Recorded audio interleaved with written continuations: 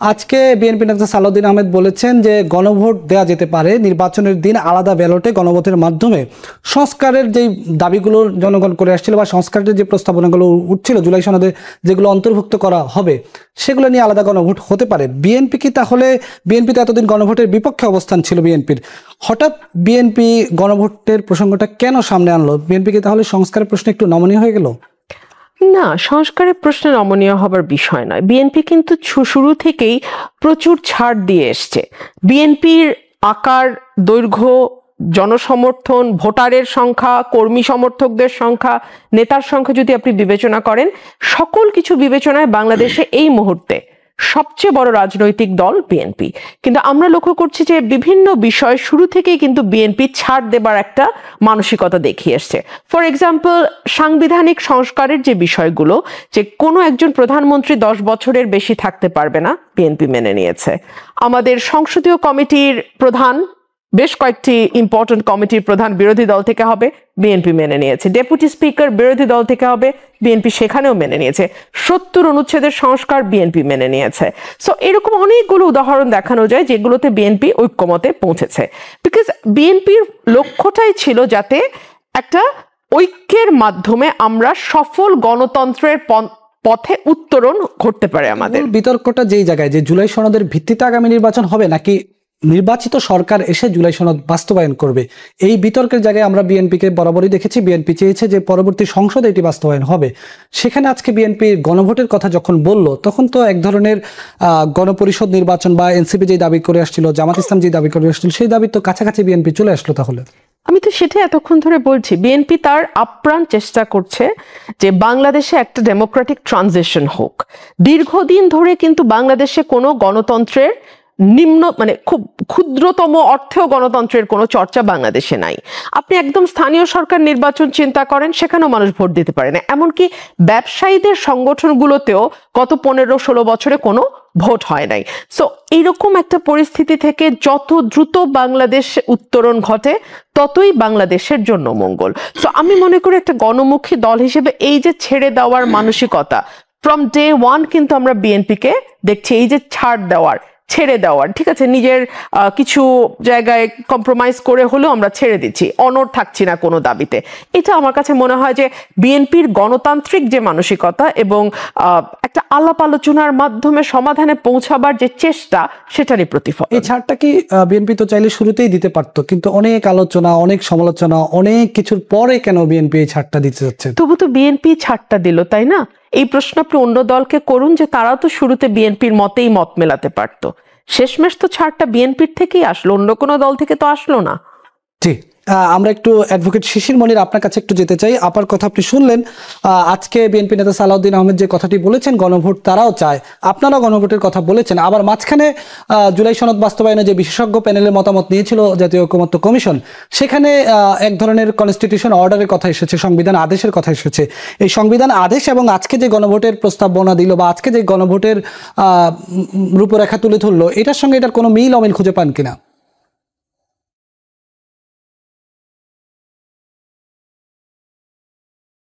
না, নিশ্চয়ই। আপনি যদি বিএনপির পক্ষ থেকে আনুষ্ঠানিকভাবে আগামীকালকে কি বলা হবে তা জানি না। আমরা যেটা মনে করি, একে সাংবিধানিক আদেশ হওয়া উচিত এবং সাংবিধানিক আদেশের প্রেক্ষাপটে গণভোটের আয়োজন করা উচিত।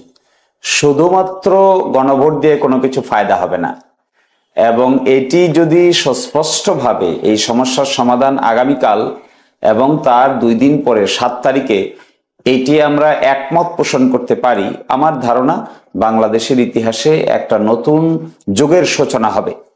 আমাদের কথা স্পষ্ট, আমরা বলছি একটা সাংবিধানিক আদেশ হবে, সাংবিধানিক আদেশের ভিত্তিতে নির্বাচন হবে, নির্বাচনের পরে পার্লামেন্ট গঠিত হবে, পার্লামেন্টের সাথে গণভোটও হতে পারে কিংবা কনস্টিটিউয়েন্ট অ্যাসেম্বলির ভোটও হতে পারে, হয়ে এটিকে সাংবিধানিকভাবে একটি শক্ত ভিত্তি, মজবুত ভিত্তি দিতে হবে।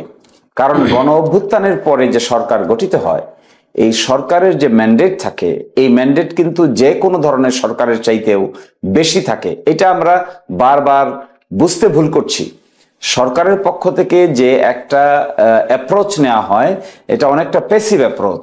সরকারকে, আমার ধারণা, আমরা আগামীকালকে বলবো এগুলো কমিশনে, যে সরকারের উচিত এখন একটা শক্ত অবস্থান নিয়ে সকলকে সাথে নিয়ে তাড়াতাড়ি বিষয়টা সলভ করে ফেলা। কিন্তু এই জনাব শিশির মনির, আপনি যে বলছিলেন এই যে সংবিধান আদেশের কথা, সংবিধান আদেশের এই যে টার্মটি, এই টার্মটি কি জামাত আগে বলেছিল নাকি বিশেষজ্ঞ প্যানেল মতামত দেওয়ার পরে এই জিনিসটি আপনারা গ্রহণ করেছেন?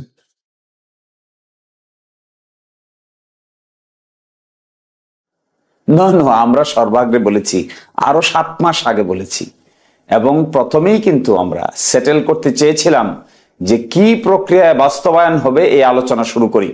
তখন ঐকমত্য কমিশন আমাদেরকে বলেছেন যে আগে ঐকমত্যের বিষয় কি হবে এটা আমরা সিদ্ধান্ত নেই, তারপরে কিভাবে বাস্তবায়িত হবে এটা আমরা পরে আলোচনা করব। শেষ পর্যন্ত দেখা গেল আলোচনা হয়ে গেছে, সাবজেক্ট ম্যাটার ঠিক হয়ে গেছে, কিন্তু কি প্রক্রিয়ায় বাস্তবায়ন হবে এখানে এসে ডেডলক তৈরি হয়ে গেছে।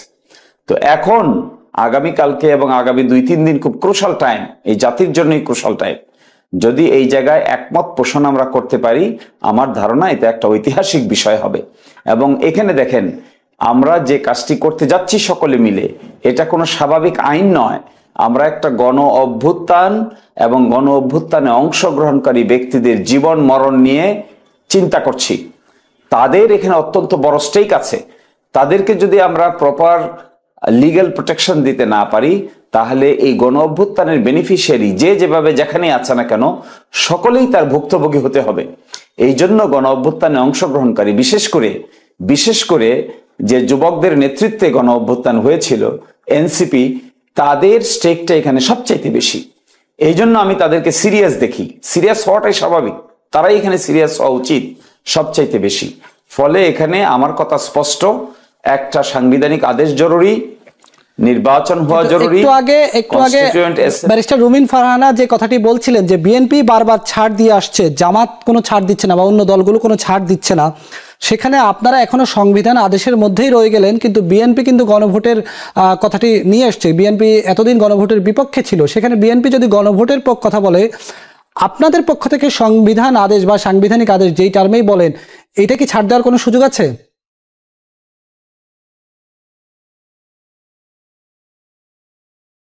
ছাড় দেওয়ার প্রশ্ন না তো ভাই, প্রশ্নটা হলো কোন ব্যবস্থাটা সবচেয়ে ভালো এবং শক্তিশালী হবে। এবং এই ব্যাপারে আমরা ভেবেছিলাম বিএনপি বলবে যে এই প্রক্রিয়াটা সবচাইতে স্ট্রংগেস্ট প্রক্রিয়া হবে। এখানে ছাড় দিবেন কিসে? এখানে তো আমরা সাবজেক্ট ম্যাটার ঠিক করছি না, আমরা ঠিক করছি প্রক্রিয়াটা কিভাবে বাস্তবায়ন করানো হবে। যে প্রক্রিয়া সবচেয়ে টেকসই সেই প্রক্রিয়া তো বিএনপির জন্য দরকার। যে প্রক্রিয়া সবচেয়ে টেকসই এটা এনসিপির জন্য দরকার, এটা জামাতের জন্য দরকার, বাংলাদেশের সকল গণ অভ্যুত্থানে অংশগ্রহণকারী প্রত্যেকটি দল এবং ব্যক্তির জন্য দরকার। এই জন্য টেকসই রাস্তা অবলম্বন করতে হবে, যে রাস্তাটা অপেক্ষাকৃত মজবুত এবং দীর্ঘস্থায়ী হবে। জি, আপনি আমাদের সঙ্গে যুক্ত থাকুন, আমি আপনার কাছে আবারও আসবো। আমি একটু সারওয়ার তুষারের কাছে যেতে চাই। জনাব সারওয়ার তুষার, আপনি শুনলেন আলোচনা যে গণপরিষদ নির্বাচনের কথা আপনারা বলে আসছিলেন, জামাত গণভোটের কথা বলছিল, যদিও মাঝখানে সংবিধান আদেশের একটি ফর্মুলা চলে এসছে, আজকে বিএনপিও গণভোটের কথা বলছিল। আপনাদের সঙ্গে এখানে মিল অমিল কি আছে? আপনাকে আমি একটু স্মরণ করিয়ে দিই যে যখন আমরা জাতীয় নাগরিক কমিটি ছিলাম, যখন কমিশনগুলো আলাদাভাবে কাজ করছিল, তখন থেকেই এই যে একটু আগে শিশিরমণি ভাই যে কথাটা বললেন যে বাস্তবায়ন পদ্ধতির ব্যাপারে ওনারা 7 মাস আগে থেকে কথা বলেছেন, আমাদের এগুলো তো এখনো ডকুমেন্ট, এখনো কমিশনের কাছে আছে। তখন আমরা একেবারে প্রথমেই যে 4-5টা পয়েন্ট দিয়েছিলাম, তার মধ্যে যে কি সংস্কার হবে এর বাইরেও শুরুতে আমরা বলেছিলাম যে আপনাকে একটা গণপরিষদ করতে হবে। কেন গণপরিষদ? আমরা বলেছিলাম যে একই সাথে গণপরিষদ আইনসভাও করা যেতে পারে, কিন্তু গণপরিষদ করলে সবচেয়ে ভালো হয়। এই কথাটা আমরা কেন বলেছি? কারণ বলেছি যে আমরা এখন যে সমস্যার মুখে দাঁড়িয়ে আছি বাংলাদেশ, এটা শুধু সংশোধনী দিয়ে সমাধান করা যাবে না।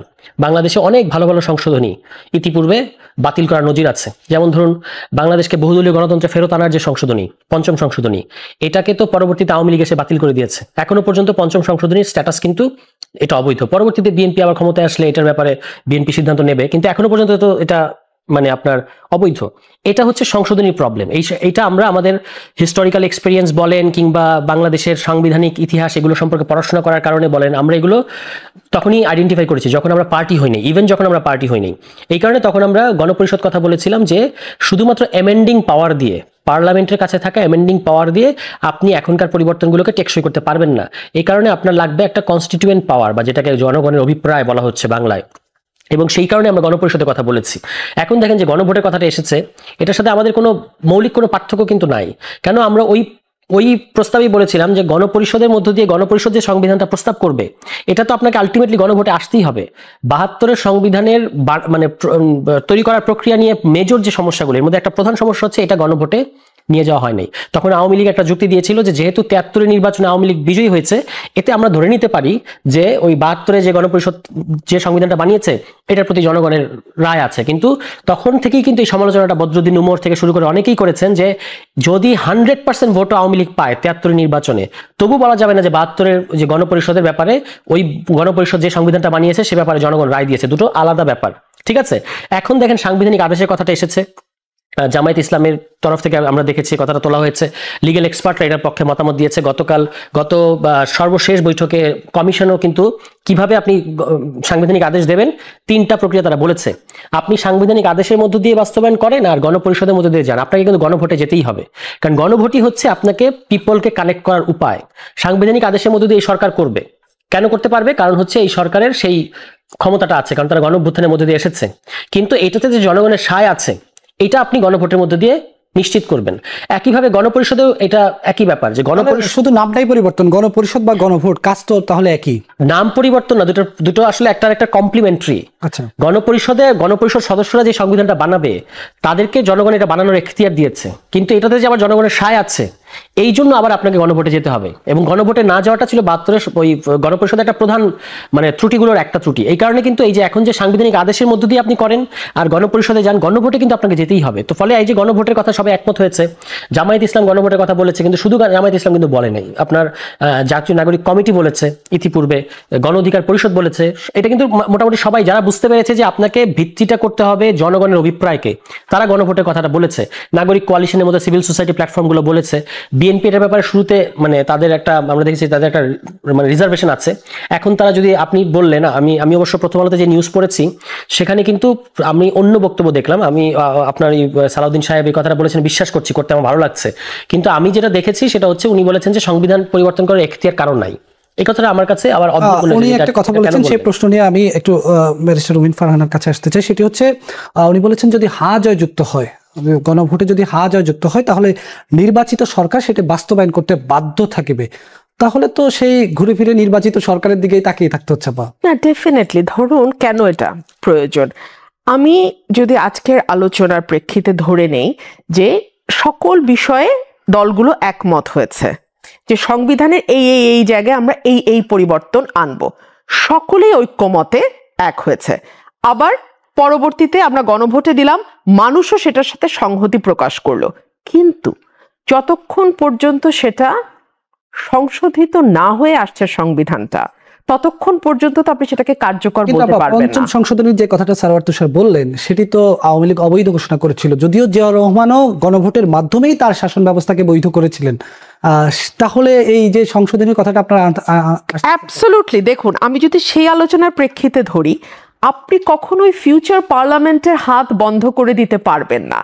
আজকে আপনি তো আলোচনাটা এই জায়গা থেকে আরেকটু দ্রুত জাম্প করে সামনের দিকে নিলেন, আমি একটু গো থ্রু করি এটা। হ্যাঁ, আজকে আমরা সকলেই সংবিধান সংশোধনের ব্যাপারে একমত হলাম এবং জনগণ আমাদের সাথে একমত হয়ে সংহতি প্রকাশ করলো এবং সংবিধান পরবর্তী পার্লামেন্ট সংশোধন করলো। কিন্তু এই সংশোধনটা কি আগামী 100 বছর চলবে কিনা, এটা কি আপনি ফিউচার পার্লামেন্টের হাত বেঁধে দিতে পারবেন? কখনো আপনি কখনো পারবেন না।